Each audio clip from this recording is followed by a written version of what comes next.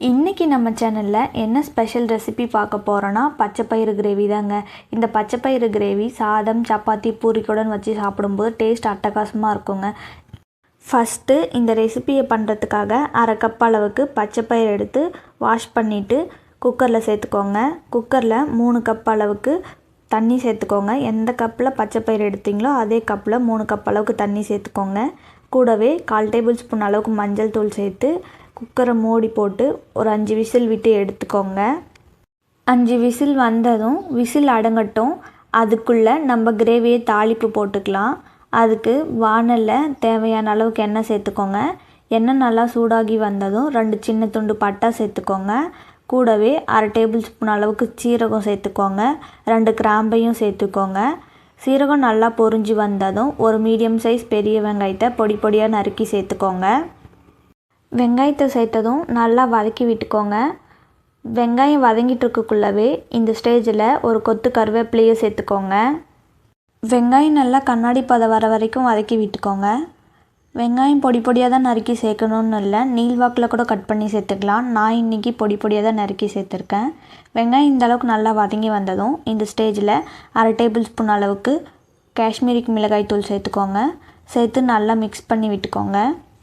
இந்த அளவுக்கு நல்லா மிக்ஸ் பண்ணதும் இந்த ஸ்டேஜில் 2 மீடியம் சைஸ் தக்காளியை பேஸ்ட்டாக அரைச்சி சேர்த்துக்கோங்க. பேஸ்ட்டாக தான் சேர்க்கணுன்னு இல்லை, பொடி பொடியாக நறுக்கி கூட சேர்த்துக்கலாம்.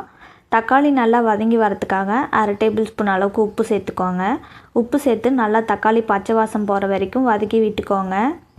ஸ்டவ்வை மீடியம் ஃப்ளேம்லேயே வச்சு வதக்கிக்கலாம். அப்போ தான் அடி பிடிக்காமல் இருக்கும். தக்காளி நல்லா வதங்கி பச்சை வாசம் போனதும் இந்த ஸ்டேஜில் நம்ம மசாலாவை ஆட் பண்ணிக்கலாம். 1 டேபிள் ஸ்பூன் அளவுக்கு கரம் மசாலா தூள் சேர்த்துக்கோங்க. 1/2 டேபிள் ஸ்பூன் அளவுக்கு கறி மசாலா தூள் சேர்த்து மசாலா நல்லா பச்சை வாசம் போகிற வரைக்கும் வதக்கி விட்டுக்கோங்க. மசாலா வதங்கி பச்சை வாசம் போனதும் இந்த ஸ்டேஜில் நம்ம தண்ணியை சேர்த்துக்கலாம். 1 டம்ளர் அளவுக்கு தண்ணி சேர்த்துக்கோங்க. உங்களுக்கு கிரேவி எந்த அளவுக்கு வேணுமோ அந்த அளவுக்கு தண்ணி சேர்த்துக்கோங்க. நான் இன்றைக்கி 1 டம்ளர் அளவுக்கு தான் தண்ணி சேர்த்துருக்கேன். தண்ணி சேர்த்து நல்லா ஒரு முறை மிக்ஸ் பண்ணி விட்டுக்கோங்க. இந்த அளவுக்கு நல்லா கொதித்து வந்ததும் இந்த ஸ்டேஜில் நம்ம வேக வச்சுருக்கிற பச்சைப்பயிரை இதில் சேர்த்துக்கலாம். பச்சைப்பயிரை சேர்த்ததும் ஒரு முறை நல்லா மிக்ஸ் பண்ணி விட்டுக்கலாம். பச்சைப்பயிறு நல்லா வேக வச்சு எடுத்துருக்கிறதுனால ஒரு 5 நிமிஷம் போல் மட்டும் கொதிக்க வச்சு எடுத்துக்கலாம். மூடி போட்டு ஸ்டவ்வை மீடியம் ஃப்ளேம்லேயே வச்சு 5 நிமிஷம் போல் கொதிக்க வச்சுக்கோங்க. இது கொதிக்கிறதுக்குள்ளே நம்ம தேங்காவை அரைச்சிக்கலாம். அதுக்கு மிக்ஸி கப்பில் ஒரு 10 சின்ன துண்டு அளவுக்கு தேங்காய் சேர்த்துக்கோங்க. 1/4 டேபிள் ஸ்பூன் அளவுக்கு சோம்பு சேர்த்து கொஞ்சமாக தண்ணி சேர்த்து நல்லா ஒரு ஃபைன் பேஸ்ட்டாக அரைச்சி எடுத்துக்கோங்க. பாருங்கள், இந்த அளவுக்கு நல்லா அரைப்பட்டு வந்தால் போதும். இதுதான் கரெக்டான கன்சிஸ்டன்சி. 5 நிமிஷம் ஆனதும் இந்த அளவுக்கு நல்லா கொதித்து வந்திருக்கு. இந்த ஸ்டேஜில் அரைச்சி வச்சுருக்கிற தேங்காவை சேர்த்துக்கலாம். சேர்த்து நல்லா மிக்ஸ் பண்ணி விட்டுக்கோங்க. தேங்காவை சேர்த்து நிறைய நேரம் கொதிக்க வைக்கணும்னு இல்லை, ஒரு 2 நிமிஷம் போல் மட்டும் கொதிக்க வச்சு எடுத்துக்கோங்க.